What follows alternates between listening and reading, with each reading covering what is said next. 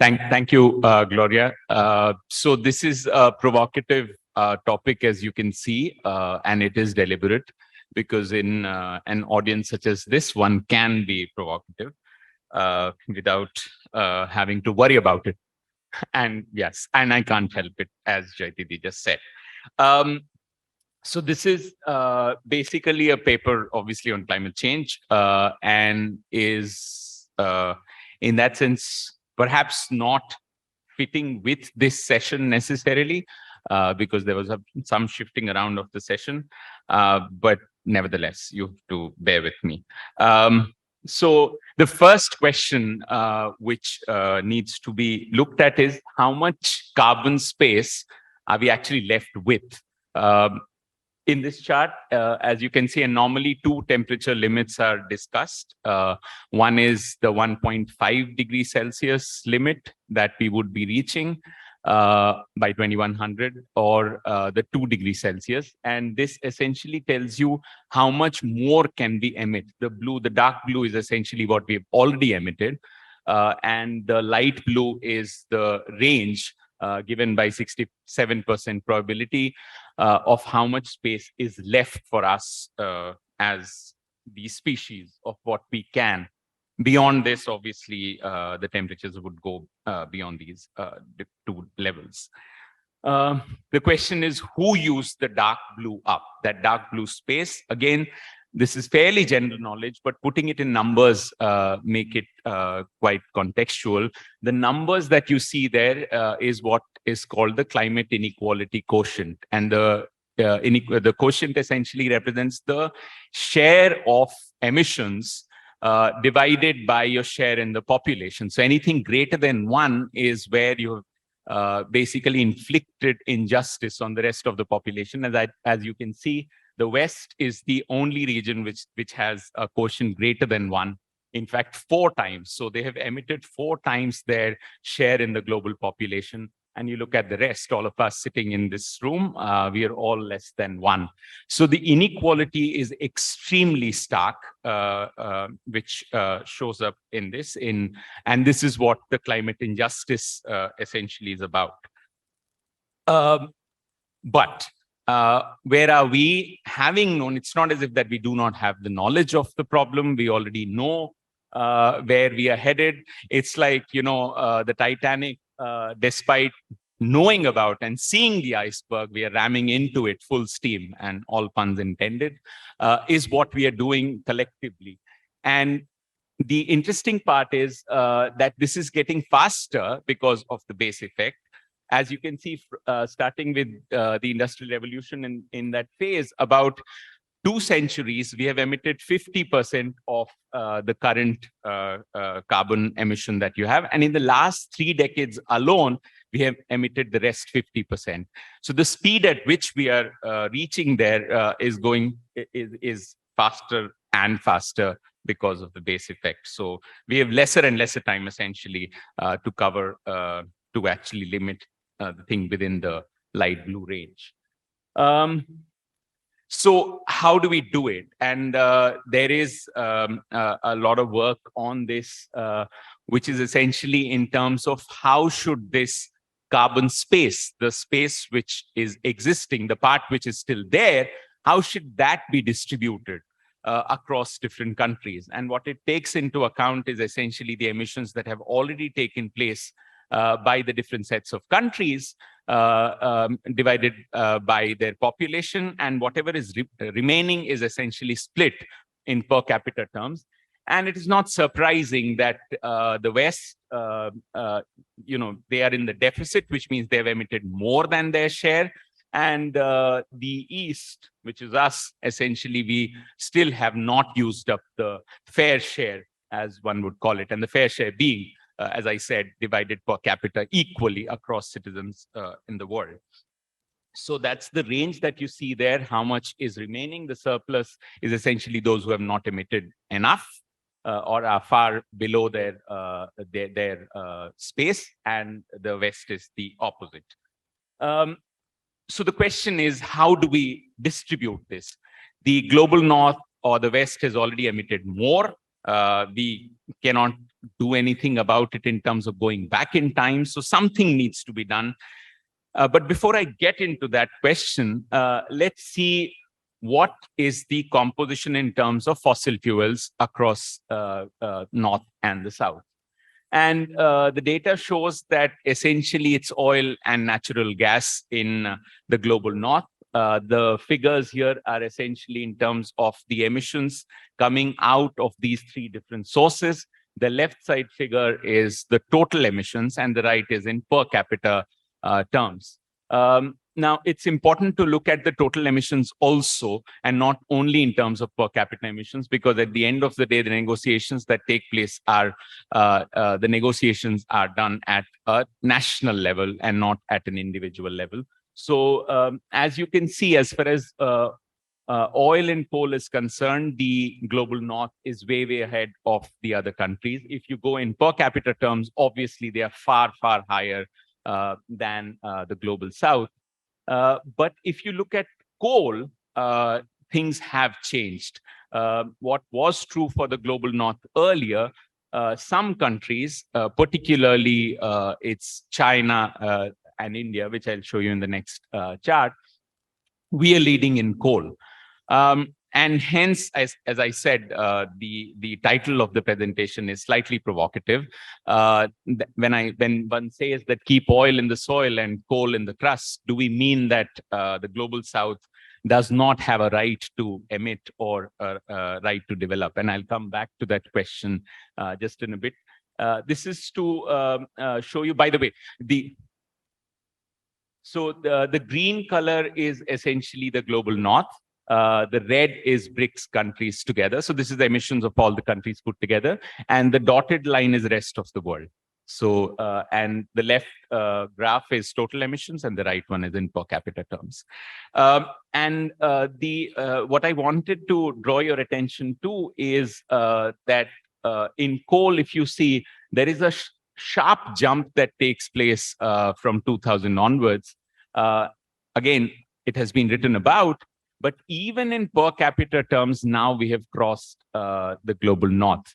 Although there is a reversal in usage of coal now back in the global North as well, but then there is this division that you see. And most of the time, the discussion is on coal alone, including by the IEA, because at the end of the day, IEA itself is funded by the oil companies. So you find this discrepancy, I mean, this bias that all the discussion on climate change is essentially focused on coal alone, whereas what you see is oil and natural gas is emitting far more, and in both in per capita terms and absolute as well.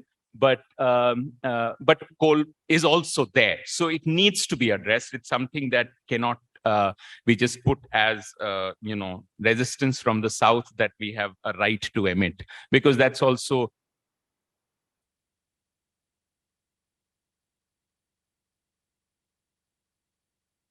no. So it is there. So oil, if you see the red line, it's BRICS. The oil emissions of BRICS is the red line in the top one. So in each of these sets, so oil, gas, and coal, in all three, we have all three sets of countries. So this is just showing the emissions of those three sets of countries across these three sources. So in oil, also we are going up. Of course, the BRICS countries there, but the North is way, way more than us. And in per capita terms, anyway, we are much lower. But in coal, actually, even in per capita terms, we have crossed them. So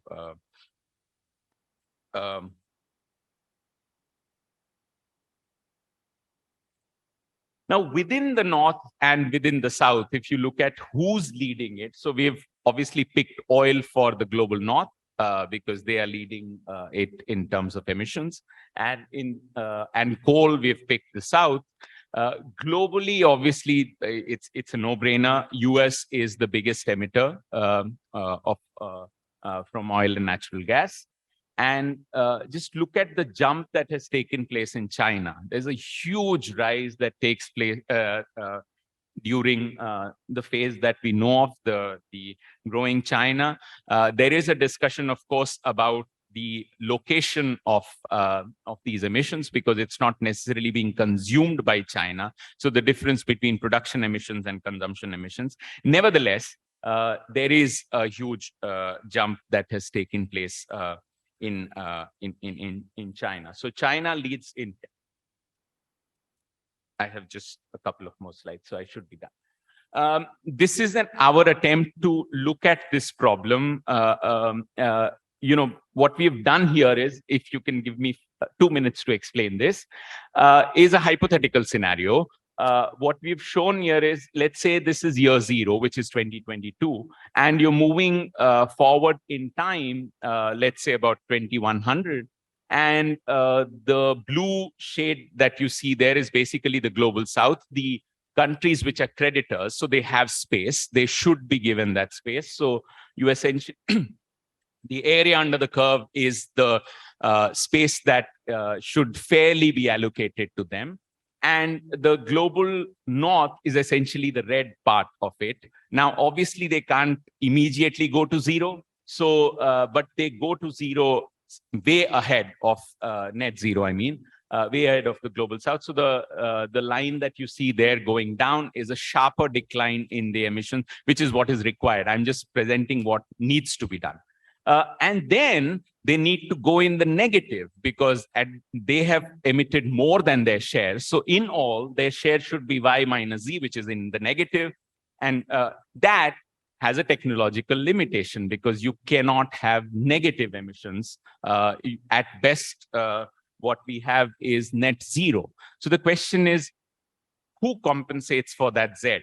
And unfortunately, at least the current solutions that have been provided, particularly of the carbon trading framework, is doubly unjust. On the one hand, it says that you basically take that X away, you buy it from the global south, you pay the global south for it, but you've essentially cornered that space also from them through trading. And we know that it hasn't worked. It's a market-based solution to a problem which has been created by the market itself. It hasn't worked. It neither solves the climate crisis nor the climate injustice, because it usurps whatever limited space that you have of the global south, and it is usurped by the north.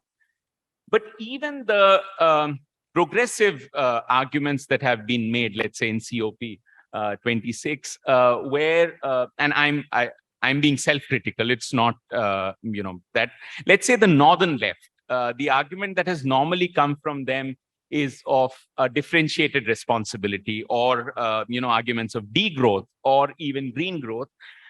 All of them essentially are saying that you do it over a period of time. The global south does it later, north does it immediately. But this Z essentially still accommodated by the global south itself. So you do it much ahead of time. So you resolve the climate crisis, but the burden falls on the global south, because at the end of the day, that Z, the negative thing, has still to be used up somewhere. Somebody has to bear the cross, so to speak. The southern left, and I'm not talking about everybody, I'm saying there is a position, which is the carbon budget framework, which says that our share is X and we should be allowed to emit that much because we haven't emitted in the past. And that's the carbon budget framework. I think it solves the climate justice problem, of course, but it aggravates the climate crisis problem. And what needs to be done is to actually look at both these problems, a problem of climate injustice and climate crisis. Instead of privileging one over the other, we need to look at both these problems together. And the problem then is about the Z factor. How do we ensure that this negative, net negative, is what is compensated for? How do we make that net negative happen? Technologically, it cannot happen. So something else needs to be done.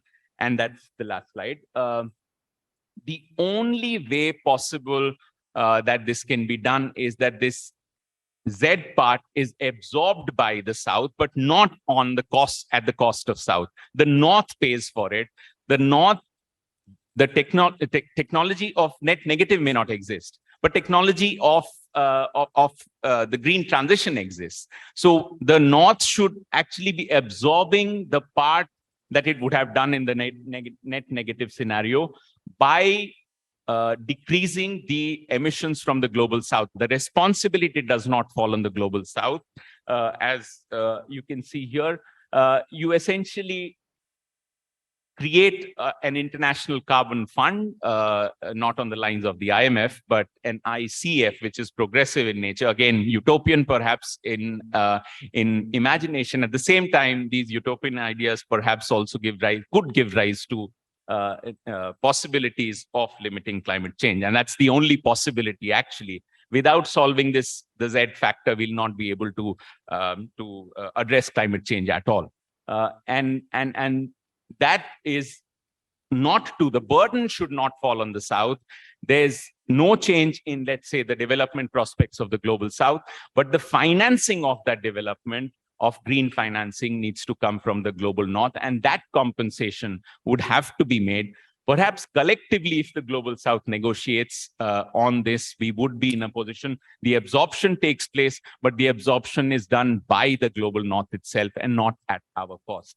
That's the only fair and possible solution that we can have, and which limits the climate crisis as well as delivers on climate injustice. Thank you.